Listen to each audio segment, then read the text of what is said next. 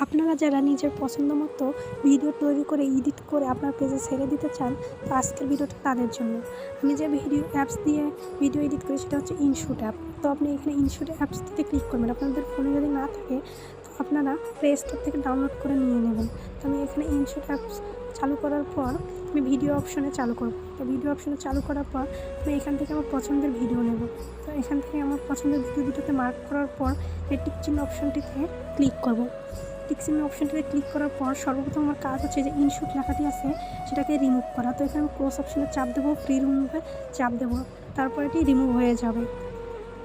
এই যে এটা রিমুভ হয়ে গেছে। তারপর আমি সর্বপ্রথম ক্যানভাস অপশনে ক্লিক করব। ক্যানভাস অপশনে ক্লিক করার পর এটা ফুল স্পিড করে দেবো আর ডাবল টিক চিহ্নতে ক্লিক করব। তখন কি হবে, আমার যতগুলো ভিডিও থাকবে সবগুলো জুম হয়ে যাবে। তো দেখেন এখানে জুম হয়ে গেছে সবগুলো ভিডিও। তারপর আমি কি করব, এখানে আগে যে সাউন্ডগুলো ছিল এগুলো রিমুভ করে দেবো। তার জন্য যে ভলিউম অপশনে চাপ দেবো, ভলিউমটা একবারে 0 করে ডাবল টিক চিহ্নে ক্লিক করে দেবো। তো এখানে কিন্তু সব ভলিউম রিমুভ হয়ে গেছে। তারপর আমি এখানে যদি কোনো কিছু লেখার ইচ্ছা করে তো টেক্সট অপশনে চাপ দেওয়ার পর টেক্সটে চাপ দেবো। তারপর আপনাদের এখানে যা ইচ্ছা তা লিখতে পাবেন। তো এখানে আমি কিছু লিখবো না, আপনারা চাইলে লিখতে পারেন। তারপর টিক চিহ্ন অপশনে ক্লিক করবেন, তাহলে ওটা সেভ হয়ে যাবে। তারপর আমি এখানে ভয়েস দেবো। তো ভয়েস দেওয়ার আগে একটা কাজ হচ্ছে আপনারা ভিডিওর স্পিড কীরকম রাখবেন। তো এটার জন্য আমি স্পিড অপশনে চাপ দেবো। চাপ দেওয়ার পর আমি এই ভিডিওর স্পিডটা কত রাখবো সেটা নিজের ইচ্ছা মতো। আমি এই ভিডিওটার স্পিড রাখবো 1.60। তো এটা করার পর আমি টিক চিহ্ন দিয়ে দেবো। প্রত্যেকটা ভিডিওতে কিন্তু আপনাদের নিজের পছন্দ মতো আপনারা স্পিড দিতে পারবেন। তো আমি নিজের পছন্দ মতো স্পিড দিয়ে নিলাম।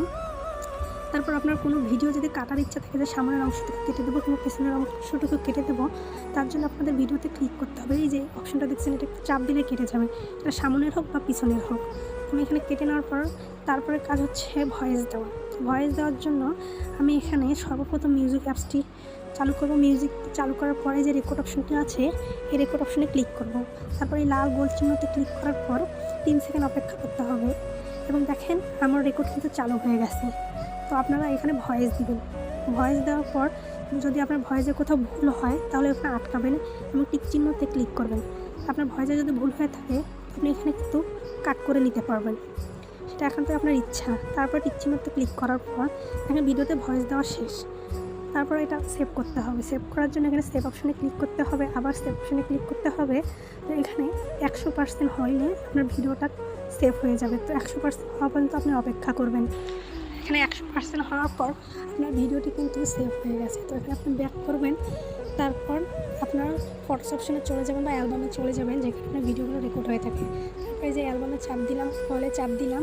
তারপর দেখেন আমার ভিডিওটি কিন্তু এই যে 16 সেকেন্ডের ভিডিওটি কিন্তু সেভ হয়ে গেছে। এবং দেখেন এখানে আমার রেকর্ড দিলাম, দুইটা ভিডিও দেখেন কেটে দিচ্ছি, দুইটা ভিডিও একসঙ্গে জোড়া লেগে গেছে। তো আপনারা এভাবে ভিডিও এডিট করতে পারবেন। আমার কথাটি যদি কেউ না বুঝে থাকেন তাহলে অবশ্যই আমাকে ইনবক্স বা কমেন্ট করে জানাবেন, আমি আপনাদের অবশ্যই ভিডিও এডিট করতে সাহায্য করব। আজকের ভিডিওটি এই পর্যন্ত।